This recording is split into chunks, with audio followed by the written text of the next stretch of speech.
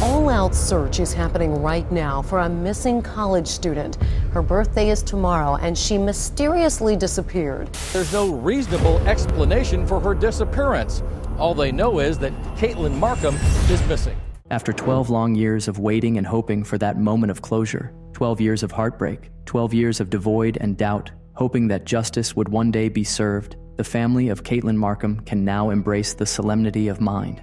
It was indeed a tragic moment for Fairfield residents after the disappearance of a young 22-year-old Caitlin in August 2011. The neighborhood at the time set up personnel to search for Caitlin, but all to no avail.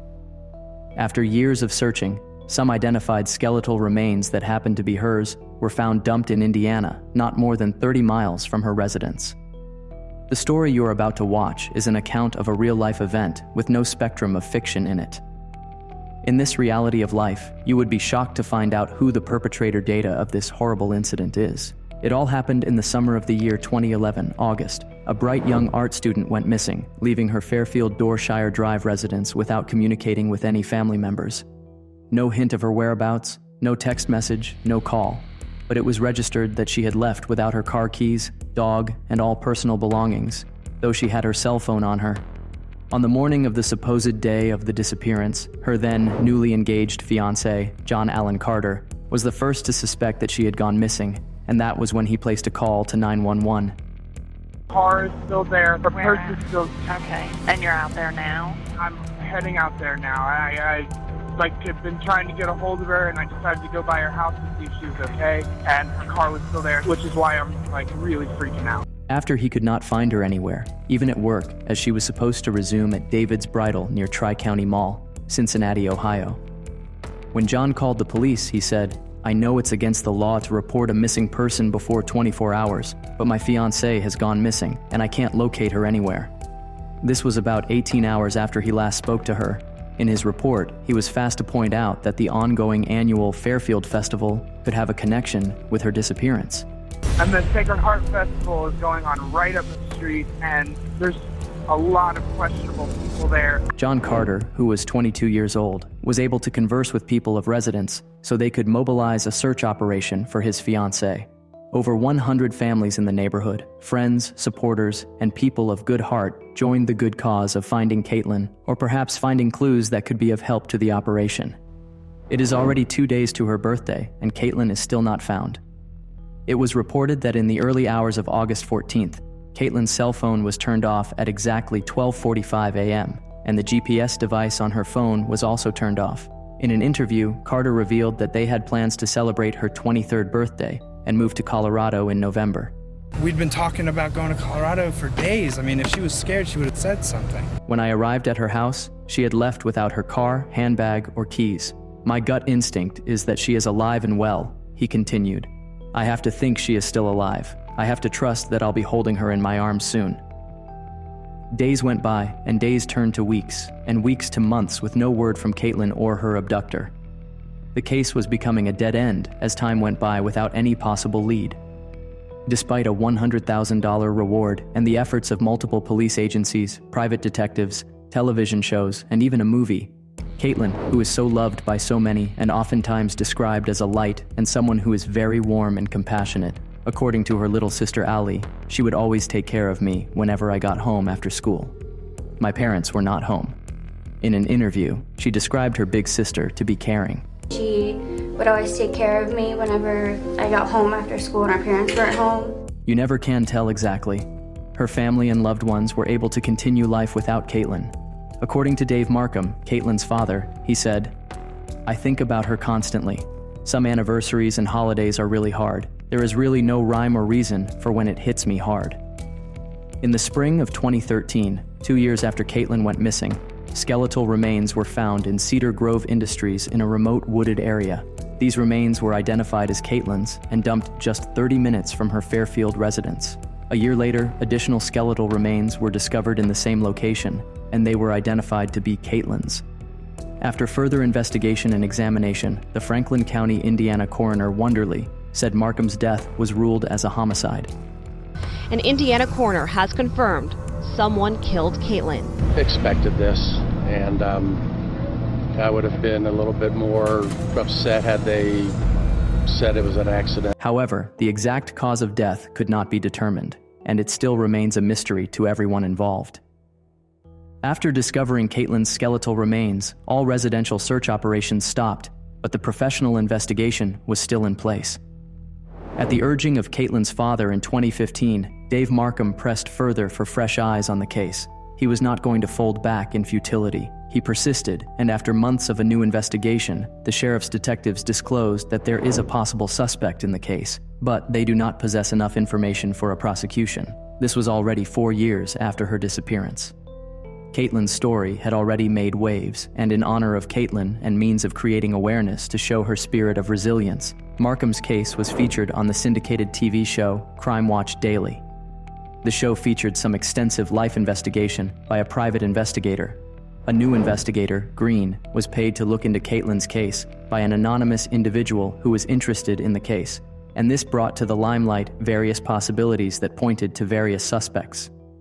Comparing Carter's report to the police on the call he made the night Caitlin was declared missing and the time frame of the call logs, the private investigator has pointed out that there were so many glitches that were not adding up, and this only raised more suspicions. The family's attorney, Tina Barrett, highlighted that Carter's call was not a call for help considering what happened, but it was a call to inform and also make suggestions for the police, which sounds suspicious. John Carter's call was a call to inform. There were no legal actions or strong clues pointing at a particular person, but the investigator still saw everyone as a potential suspect.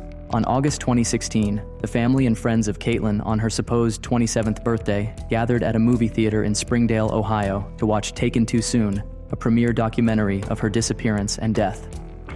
Yo, Mary, holla back. It's Caitlin. Bye.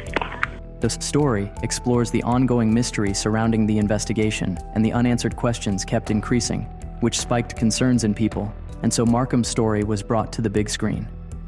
The awareness of evil lurking under the light did not end as other TV channels continued televising the Markham case. A Discovery ID channel show was anchored in 2020, captioned, "Still a Mystery." The show featured all the stories that pertain to Markham's disappearance and death. This show lit up the heart of so many that were kept in the dark. There was renewed hope with new fresh information with the potential of leading to an arrest. One of the multiple people of interest included one Michael Strauss, who was convicted of the death of one 23-year-old Ellen Week at his Liberty, Ohio home. After further investigations, Michael was found to be a dead end in the case of Caitlin Markham. We believe one of the multiple leads turned out to be one of Caitlin's closest circle of friends, Jonathan Palmerton. He was arraigned on a perjury charge on Wednesday in Butler County in connection with the death of Caitlin Markham. According to the prosecutor's claim, 35-year-old Jonathan Palmerton had lied during an official proceeding in April 2022. The formal charge against Palmerton was officially sealed on February 17th when search warrants were served, and some others were interviewed extensively to further their investigation into Markham's death case. The search warrants were executed by investigators from the Mosey office and the Fairfield Police Department at Carter's former Fairfield residence, where his mother lives, and other residences of relatives of friends that were attached to the case. This search involved thorough digging up of yards for evidence. The pieces of evidence taken from their yards and homes led to the arrest of Palmerton at his place of work. Jonathan Palmerton was located in the kitchen from the prosecutor's office. Moser explained in his report how the arrest of Palmerton is the first public arrest on the Markham case after a very long, detailed investigation that has gone on for over a decade, even despite the involvement of multiple agencies, including the FBI. Looking for John. Jonathan Palmerton was located in the kitchen. This is to tell you how concerned and involved everybody is.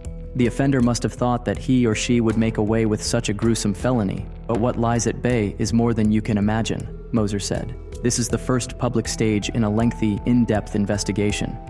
This search was not like McDonald's, where you receive fast food or results the same day.